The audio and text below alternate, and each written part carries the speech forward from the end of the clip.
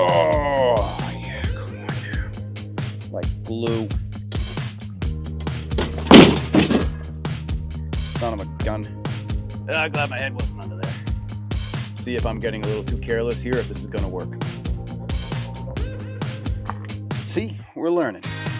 Let's call that a suspension test. Now, before everybody spits out their coffee here,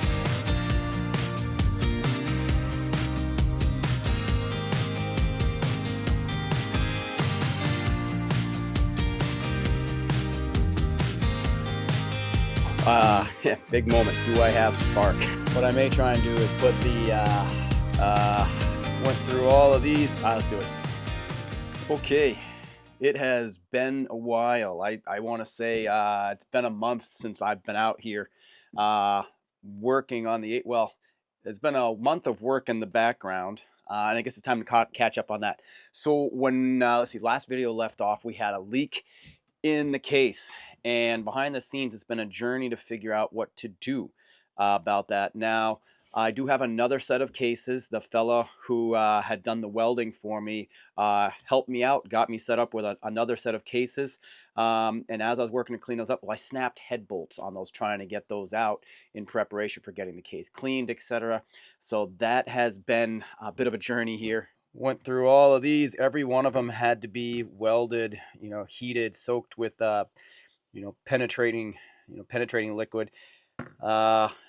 Yeah, and yeah, just getting the bearings out, races, seals, all that. Bit of a chore there. So having done that, I actually had to, and then getting the cases clean. So the cases are now with a local company that has done other work for me, doing powder coat. Actually, the company did the powder coating on the quad.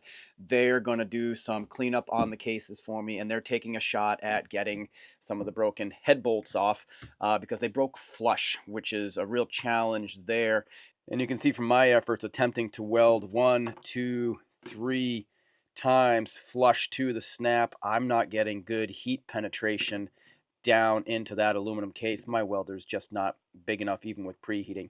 So they may have some more luck there. But one of the big impacts there is that sets me back. I mean, I'm back a month now anyway on the build, and I'm probably back an additional 45 days from here before. So we're preparing to burn up the entirety of the summer because of that case leak, because of how I'm trying to clean things up and do. So some of the challenges here are, some point in the builds, I come to points where I have to have the realistic debate with myself on making some concessions. Now, let's lead into that discussion. One thing that I did want to do is I wanted to complete a leak down test before doing any other work to understand, let's give a measure. How well did we do if I had not had the leak in the bottom? So to accomplish that, get my kicker out of the way here. To accomplish that, I did JB weld the bottom. Now, before everybody spits out their coffee here, let me get a shot of this. Here was the original thought. So I took some time, roughed this up underneath, worked this in with my finger, and of course this is now set for a month, to see if I could, kind of seal those leaks. Here's the thought. Having sealed that, can I pass a leak down test? If I pass the leak down test, then I know my build process, everything I've done with the seals going in, etc., is a good process. Just that was the failure point. So we're going to do a leak down test and see if that JB weld there allows me to pass. So there's one answer for the rest of the build. Here's the rest of the conversation. I'm planning to run it with the JB weld on the bottom. It's been a lot of back and forth on that decision. For me, kind of this internal kind of struggle of tear it down, do it right, etc. Of course, if I tear it down and I do that with the new cases, we're looking at getting this, starting at this again, whatever, it's a month and a half down the road.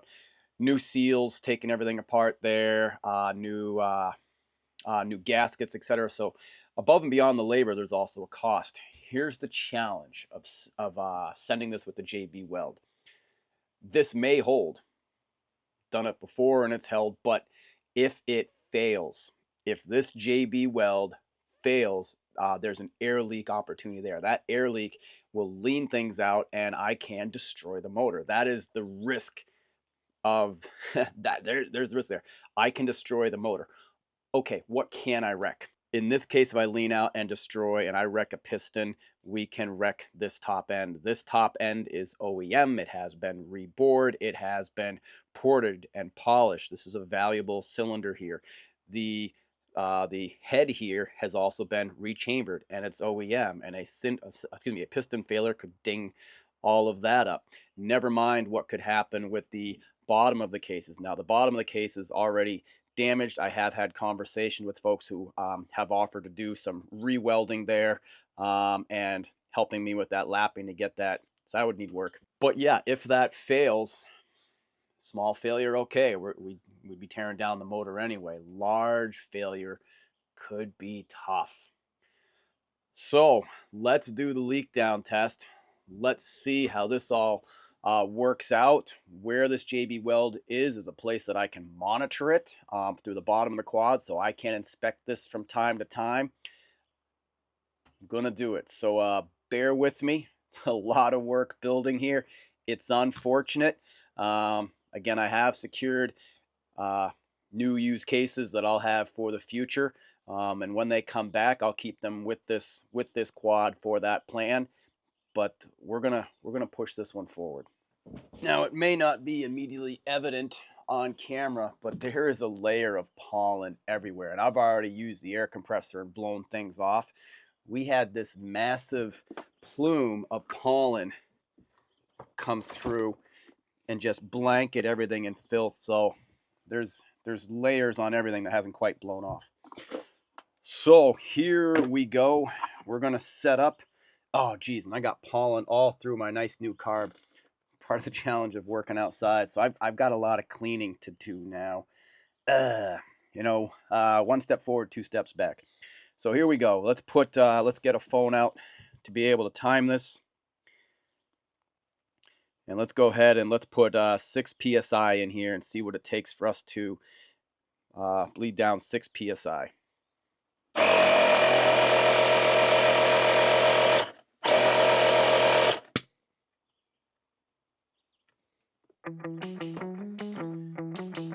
Let it ride, see where it goes.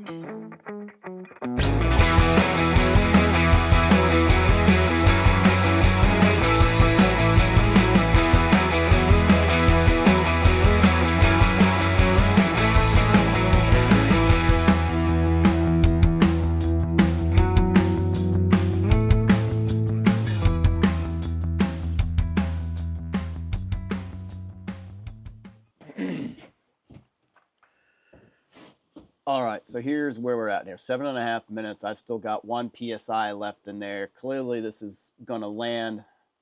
This is going to land at about 8 minutes for 6 PSI. The other thing I want to mention is I wouldn't go above 6 PSI in a leak down. You don't want to put so much pressure in that you blow out your seals, you blow out your gaskets. But this is absolutely fine. I wanted to do this before I did anything else because I wanted to understand the quality of the work that I had put in the previous videos. So looking back, other than that leak in the bottom of the case and the case halves there, this is quality. The motor is solid. So we're half a PSI. I'm going to stop it at 8.5 because frankly, if I was to get 6 minutes out of 6 PSI, I would have been thrilled. At over 8 minutes, I haven't even hit the last tick here. We're going to call it 8 minutes, 30 seconds for 6 PSI. One of the best motors I've built. So quite proud of that. Hitting it. Okay. Now we have to have another discussion here. So that was just so we could, again, demonstrate the quality of what we've done so far. The reeds. Some of you guys pointed out and you saw immediately, looked at it and said, hey, these are counterfeit reeds. So I had, in this last month, I had a neat experience because Moto Tassineri, their office is within 15 miles or 15, 20 miles of me here. So I reached out over email because I decided I was going to get a reed cage from the source. No more guesswork trying to figure out online, am I getting something real or not? So I reached out via email. We had a couple of conversations, said, hey, come on down. We'll get you set up and we'll take care of you. So had a great conversation with the founder and owner of Moto Tassineri, Steve Tassineri, and Steve gave me the hat, which I am so thankful for because I love hats. But he also gave me, set me up with the reeds. So here, and again, fighting all the pollen that's building up, excited for this. Now, when I first reached out, I said, hey, would you be interested in doing a collaboration, doing a video kind of comparing uh, the knockoff reeds and the real reeds? And as we got to talking, well, that doesn't really make sense because anybody else watching the video is going to understand how to improve their counterfeits. So the big thing that I really want to put forward here is the value of going to authorized distributors or going right to the source, because even as we got to talking, those of you watching the video, you jumped in, and I'll pull them out here in a moment. You jumped on the pattern on the reed pedals was obviously counterfeit. And as I talked with the guys at Moto Tassinari, they said some of these counterfeits are so good you won't be able to tell even by looking at the pattern on the reeds. They're that good. So rather than get into any type of secrets or secret sauce there, best thing I can say, if you want the quality, you want real, you don't want the risk of a counterfeit, go to the source, go to the authorized retailers and support that business. Just take the guesswork right out of it. So here I have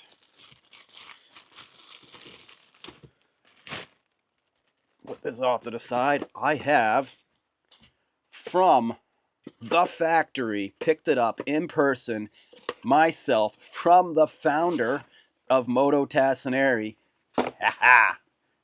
OEM, real OEM, no guesswork. So what does this mean? This means we've got to take this apart, which means my leak test that I've done is going to be no longer valid because we're going to have to redo this. Again, validate the original work. So we're going to take this apart. We're going to put the real OEMs in there, seal it back up. Then we've got to do another leak down test. What's the value of doing a leak down test and then taking apart your intake? Then we can start getting things onto the quad. Also, I want to point out, behind the scenes, I've been matching nuts and bolts, chasing all these to make sure sometimes the powder coat gets in there. You know, they're all going to thread fine. Looking back in hindsight, as I've pulled all these together, it would have been nice to get these all redipped or reanodized. One of the challenges I fought early on with this particular ATV is I was missing so many pieces of hardware. Many weren't even the right ones. They were standard thread versus metric thread.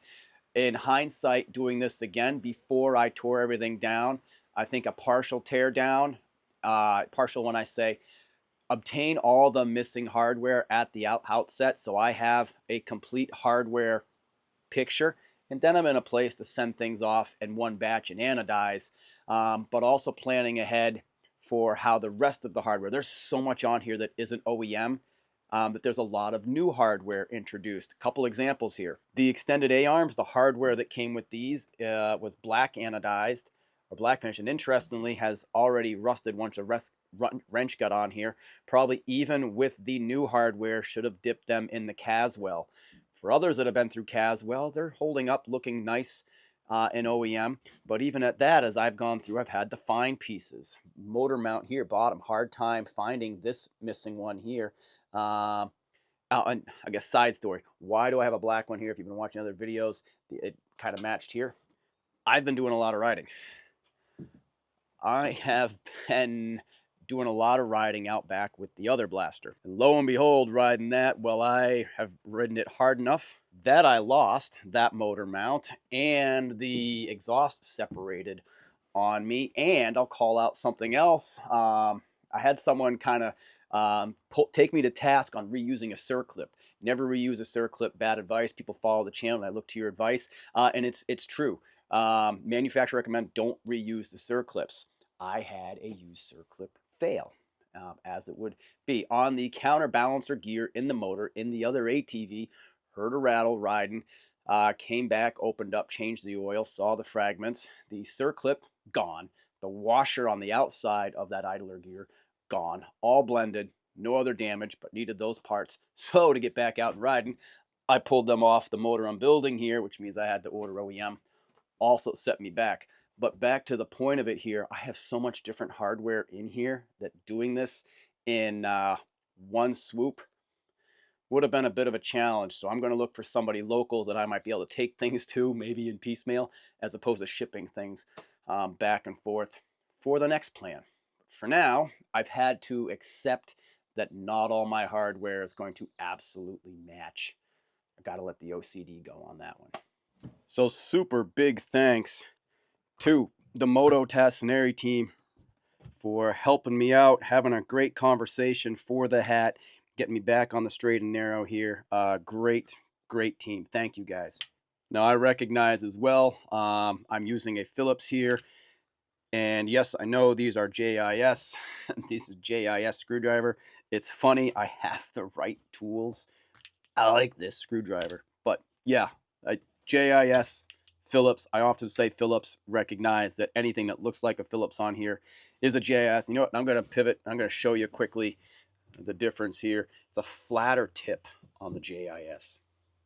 Phillips has a sharper angle versus this blunted nose you're looking at there. So that's the difference. The Japanese motors are JIS. We all tend to use Phillips in there, but recognize using a Phillips can strip things out. So go soft. Don't strip things out. Alrighty, I need, looks like a 10 mil. And let's start pulling apart this reed cage and understanding, can I save, perchance, the gaskets? I've got some nice gaskets in here.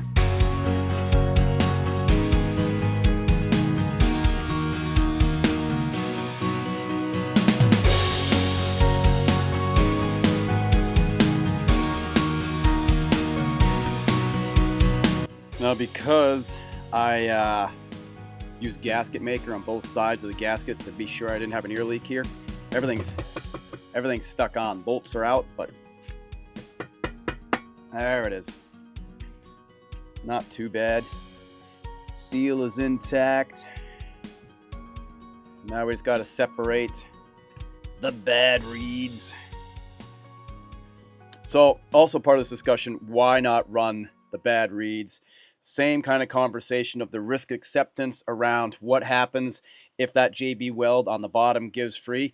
These reed pedals, if they get sucked into the motor, ground up, I can still wreck a piston, rest a head, wreck a motor, same thing. This one here is really an easy fix compared to tearing down the motor.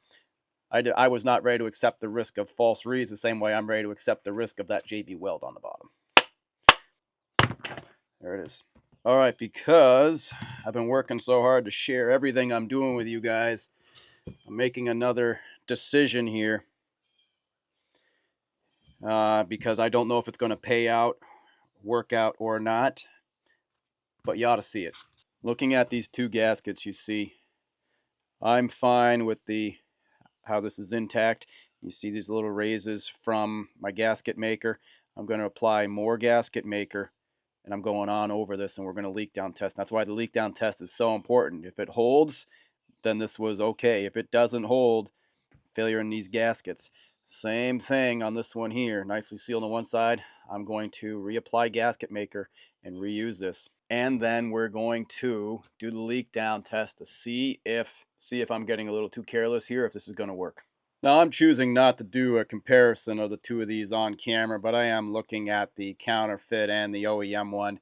And, you know, as you guys, the viewers, saw, these are real close. Reed pedals, I think, would have been the only thing I can visually see that was of any difference.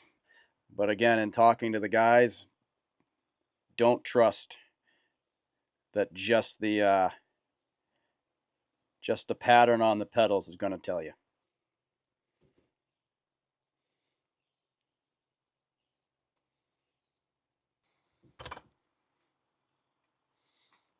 While that sets up, I'll point out a couple other things here. You might have noticed these plugs, all from HPM Power Sports. You can get these on their website, these nice plugs, if you've lost or want to replace the rubber plugs here. Or let's see, this guy would have been this one's a threaded one for your dipstick, your oil fill.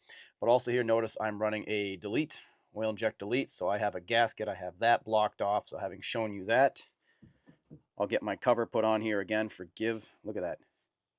And that's nothing. I blew this off to get all the pollen off. I'll get this bolted on. The other thing we're working on here, you may notice, is the kicker. And why am I working on this kicker? Well, I took the kicker that came with this motor and put it on over here because as I was riding that one, the kicker kept flopping open.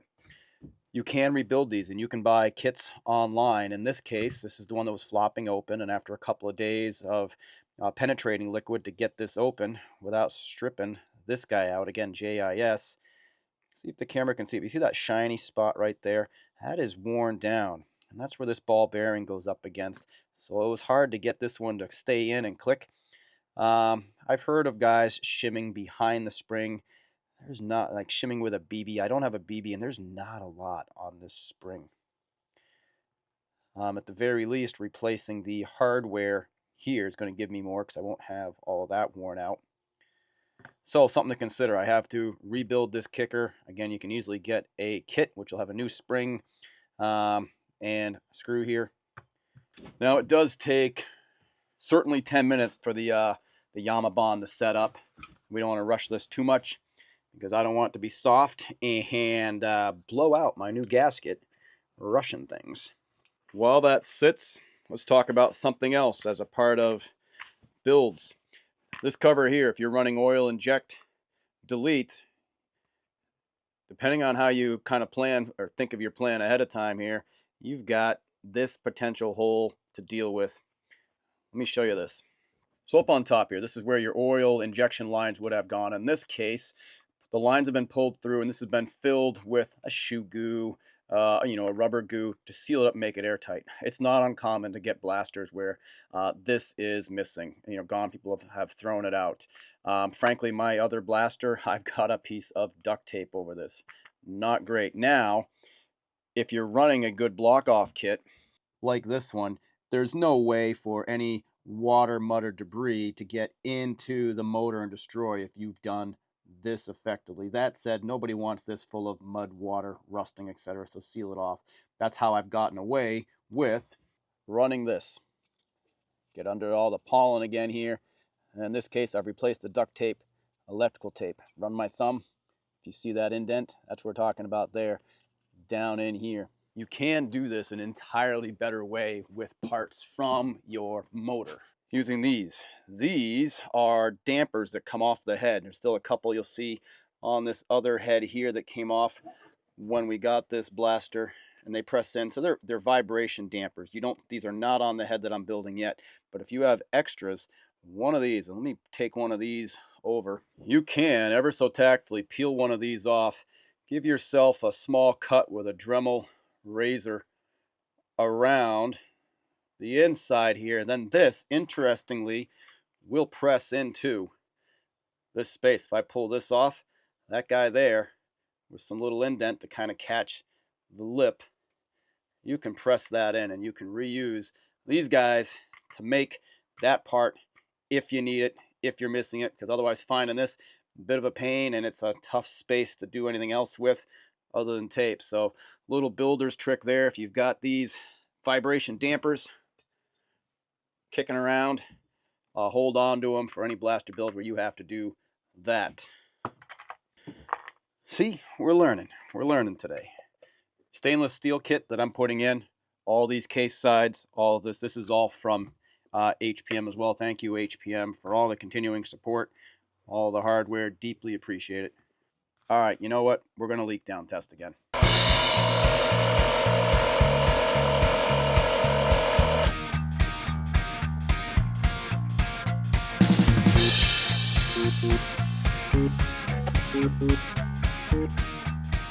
We have an 8-minute leak down test. That is a pass. All right, that's a big moment there. That's a big moment. That motor going on the chassis.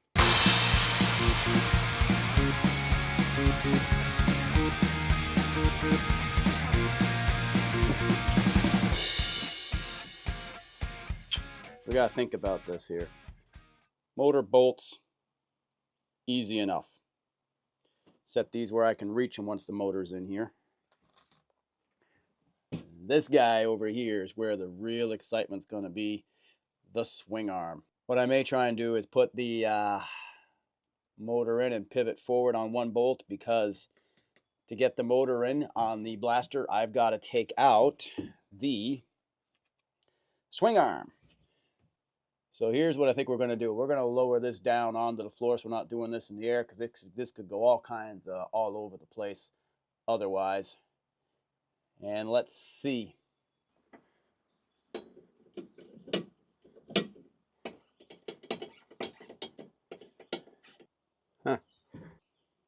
I'm not putting my head under there.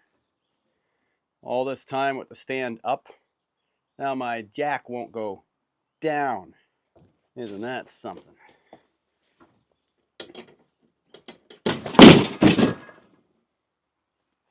I'm glad my head wasn't under there. Okay. We'll just call that a suspension test.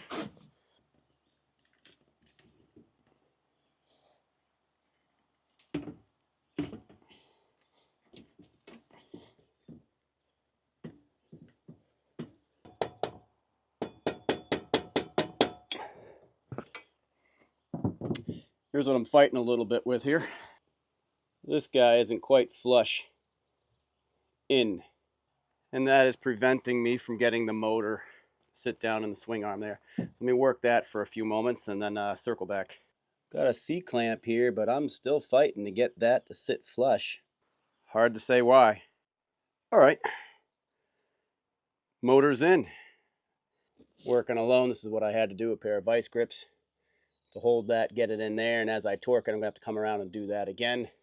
So that's where I pause for lunch. You'll also see quickly here, if you've been following along the series, I have laid in the electrical harness. This is the harness that we built in another video. It's been stripped down. We have a CDI in here, and let's see, this is where the key would go, and ultimately we have a kill switch going in, which is going to be these wires. It is a it's an open system to run, which means within here the wires are not connected, and when this gets pulled, they short out. So on my other blaster, it was as easy as these two wires splicing into ultimately where the key went. Because that key, again, is when that key is in the off position, these are jumped closed. And when the key is in the on position, circuit is open in that regard.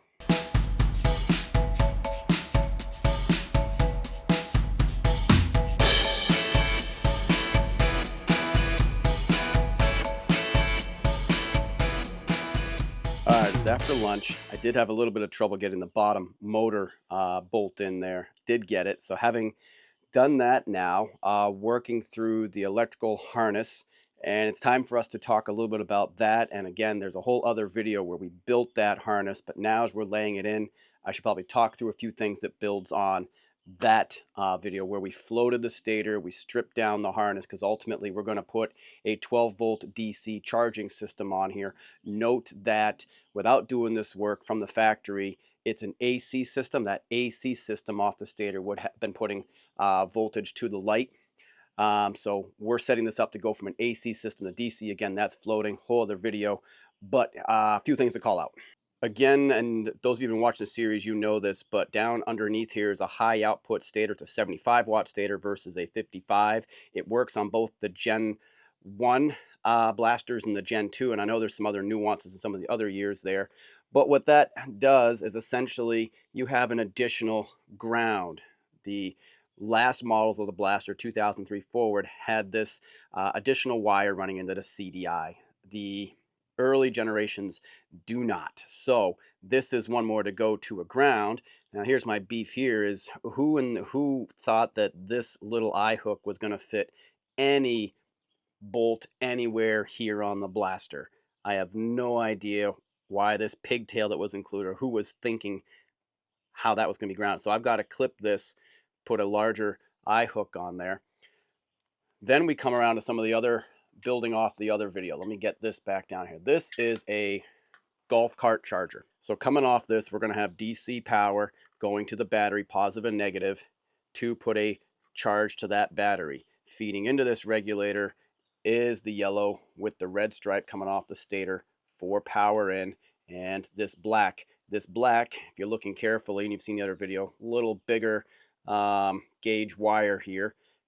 This one is the float. This is the negative separated from the chassis negatives. All the rest of this that grounded a chassis are part of the AC system. So this ground is going to go along with this one coming off the harness here. These two are going to go together. Those are the AC grounds. And then we have running this DC leg into our charger. So I've taped this off because I'm preparing to get ready to do a test for spark. Kick this and see, because we have a lot. We've changed this harness an awful lot, so I'd love to get that test behind me before I go too far here. So that's next. Change out this eye hook for something that'll actually fit.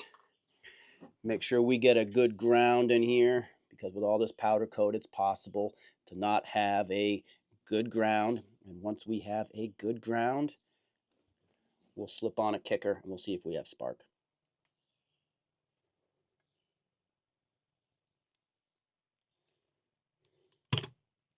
I'm going to come in close here because sometimes there are challenges with powder coat and getting a good ground. This is why I'm not scratching up the powder coat on this one, because all of the threads where I'm going don't have coat, so I should have good ground continuity through the bolt, through the threads. Here's where I'm going. I'm putting my grounds up against the coil here, and ordinarily, and difficult to see, but the powder coat all around here really kind of makes that not a great contact. However, these threads are all clean. So that's why I have confidence there in that ground. So let me get this all plugged in, and let me get us set up for see if we get spark. All right, so many details over the years.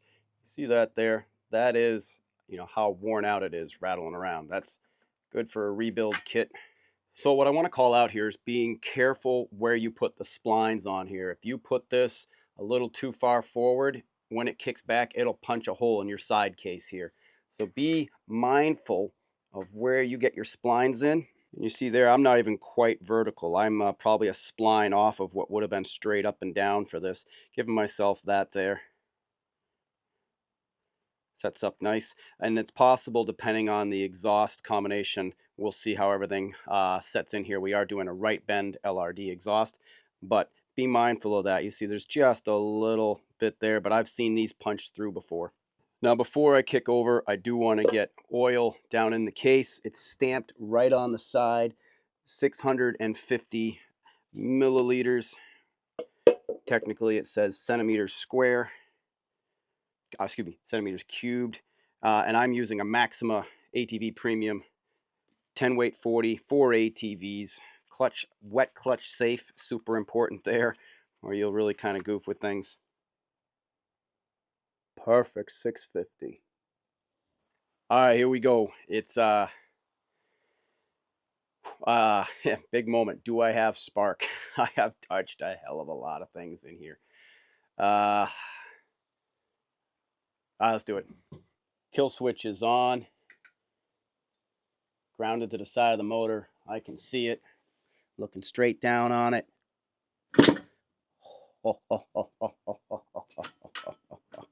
Yes. We have a strong spark. I'm going to throw the kill switch, make sure I can kill spark. I've killed spark. Test again. Killed spark. Switch is back on. We have spark, guys. Oh my goodness. Oh my goodness. We are close. We have spark. We have functioning kill switch, which means I have a test now I can do when I wire in the kill tether. Wiring in this guy is an easy test because once he's wired in, I know I have spark for that test.